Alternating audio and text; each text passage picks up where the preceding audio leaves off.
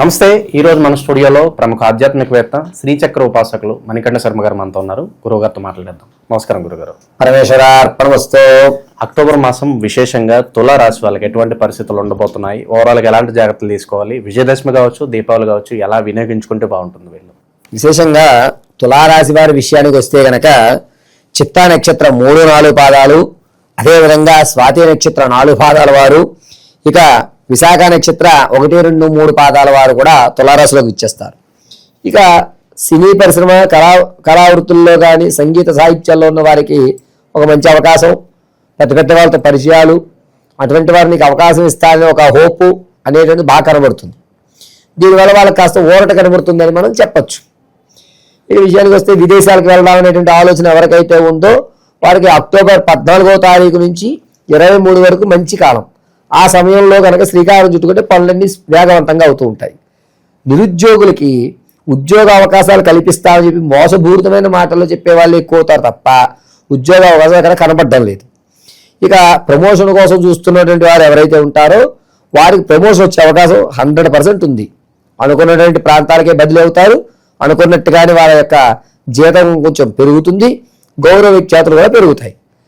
ఇక ఈ నెల విషయానికి వస్తే తులారాశి వారికి ఒక కాన్ఫిడెన్స్ లెవెల్ తెచ్చిపెట్టేటువంటి విధానం ఉంది. నేను ఇలా ఉండకూడదు, నాకు సమాజంలో గౌరవం ఉండాలంటే ముందు నేను మారాలి, సెల్ఫ్గా తను ఆలోచించుకునే అవకాశం ఉంటుంది.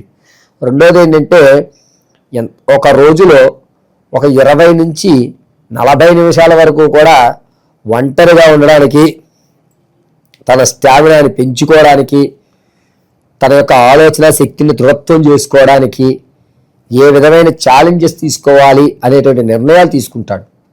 పైగా ఈ నెలలో రాజకీయాల్లో ఉన్న వాళ్ళకి మాట పదునుగా ఉంటుంది.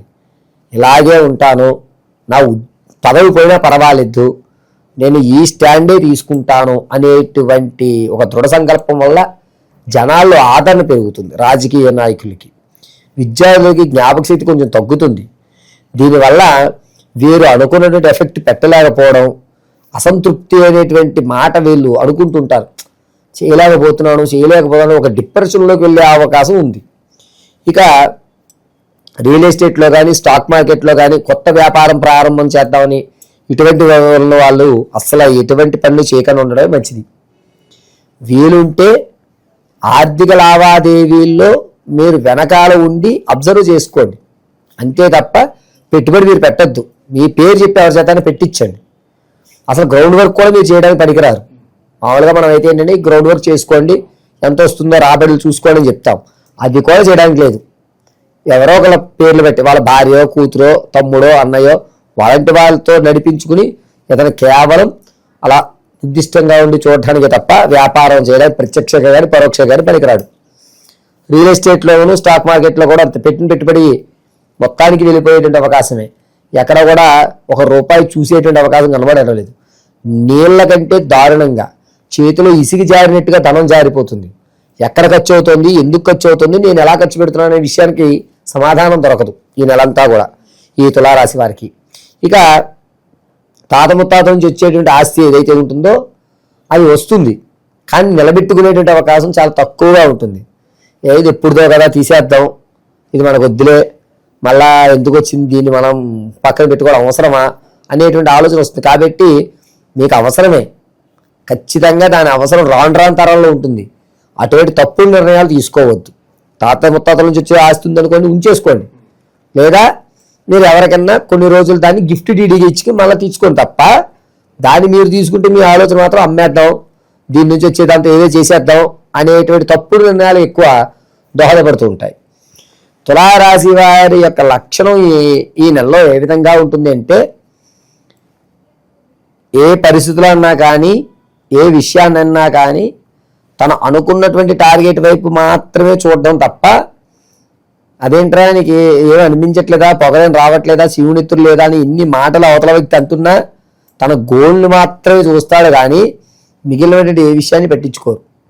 ఈ నెలలో తులారాశి వారు ఎదురొచ్చేసరికి అనుకున్నటువంటి పనిని నిర్వర్తించిన తర్వాత నేను మాట్లాడను, నా పనితనం మాట్లాడుతుంది అని ఒక కాన్ఫిడెన్స్ లెవెల్లోకి ఉంటూ ఉంటారు. ఈ నెలలో ఇటువంటి వారితో మనం స్నేహం చేయడం వల్ల మన ఆలోచన ద్వారా పెరుగుతుంది. మన యొక్క బట్టలు కట్టుకునే విధానంలో కానివ్వండి, లేకపోతే మన మాట తీరులో కానీ మార్పు అనేటువంటిది ఈ తులారాశి వారితో అక్టోబర్లో మనం ప్రయాణం చేయడం వల్ల మనలో కూడా కొన్ని మార్పులు సంభవిస్తాయి. ఇక ఆడవారి విషయానికి వస్తే సంతానం కోసం ఎవరైతే చూస్తున్నారో వారికి అంతగా లాభించడం లేదు, కాస్త ఇబ్బందిదాయకం ఈ నెల కూడా. ఎవరైతే ప్రసవానికి ఉన్నారో వాళ్ళు పుత్రికా సంతానం కలిగేటువంటి అవకాశం ఎక్కువ లభిస్తుంది. పుట్టినటువంటి శిశువు కాస్త ఇబ్బందిదాయకంగా జననం జరుగుతుంది, అంటే పేగు మెల్లవేసి పుట్టడమునో లేకపోతే బొర్రిగా పుట్టడం అనేటువంటివి చిన్న చిన్న ఇబ్బందులు జరగడం అనేటువంటిది ఖచ్చితంగా ఈ తులారాశి వారికి జరుగుతుంది.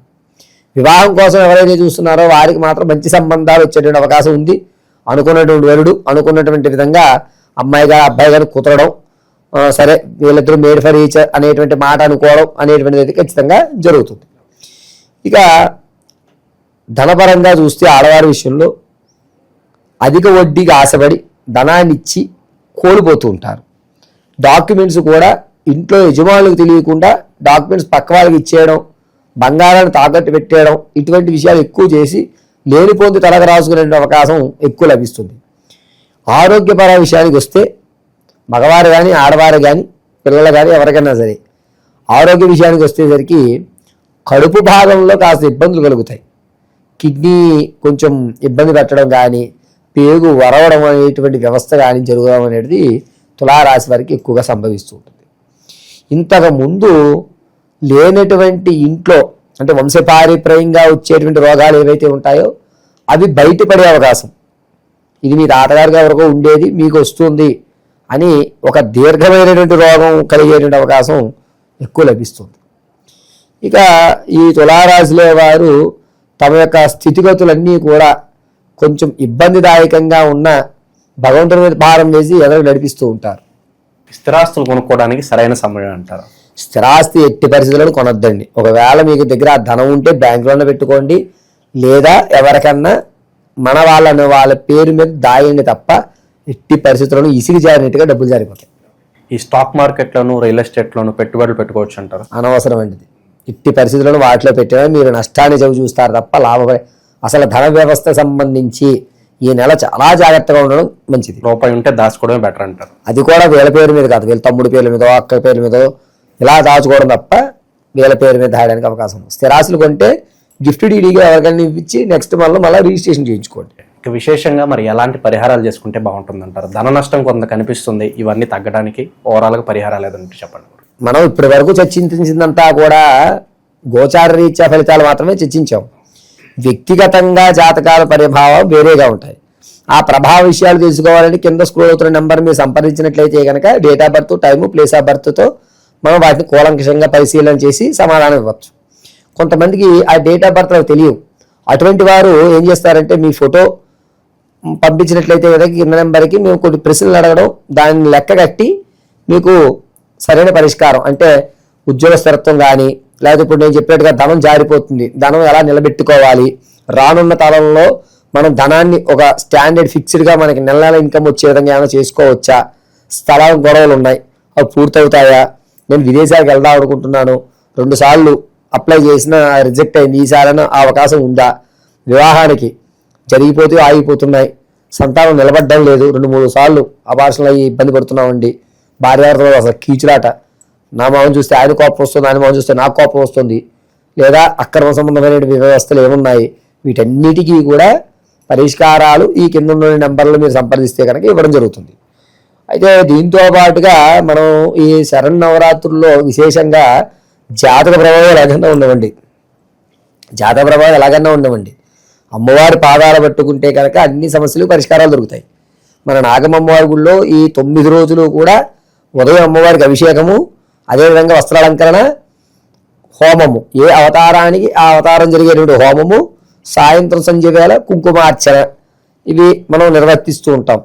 వారి గోత్రనామాలు బట్టి ఆ పూజ విధానం 9 రోజులు పూర్తి చేసి మనం వారికి కొరియర్లో ఒక కుంకుమని, అమ్మవారి ఒక రూపు, తదనంతరం ఒక మాల, మీ సమస్యకి ఏదో చెప్తే దానికి తగ్గట్టుగా దాన్ని బలవంతం చేసి మనం ఆ పరిష్కారయుక్తమైనటువంటి మాలని, జపమాలని మనం ఇవ్వడం జరుగుతుంది. దీన్ని మెల్ల వేసుకుని మనం వెళ్ళేటువంటి ప్రయాణంలోకి వెళ్తే కనుక ఖచ్చితమైన విజయం సాధించడం, మనసు ప్రశాంతత రావడం, ఆ కుంకుమ ఏ విధంగా ధరించాలి అన్ని విషయాలు కూడా మీకు ఈ కింద ఉన్న నెంబర్లో మీకు చెప్పడం జరుగుతుంది.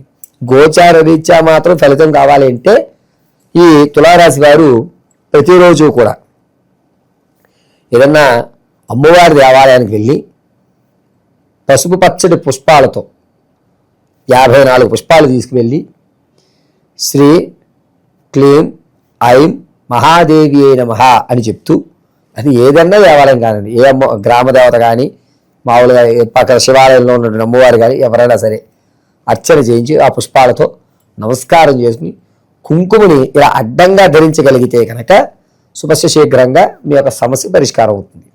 ఈ అమ్మవారి ఎదుట దీపారాధన అనేటువంటి ఎర్రటి ఒత్తితో నెయ్యి వేసి ఎర్రటి ఒత్తితో దీపారాధన మాత్రం చేయాలి. ఈ పరిష్కారం చేయగలిగితే తులారాశి వారికి ఈ నెలలో కాస్త ధనం నిలబడటం, ఆరోగ్య సమస్య అనేది రాకుండా చూడటం జరుగుతుంది. ఓవరాల్గా తులారాశి వాళ్ళ పరిస్థితి ఈ మాసం ఏ విధంగా ఉండబోతుంది, ఎలాంటి జాగ్రత్తలు తీసుకోవాలి, మీ మాటలు అద్భుతంగా వివరించారు. ధన్యవాదాలు. పరమేశ్వర అర్పణ వస్తుంది.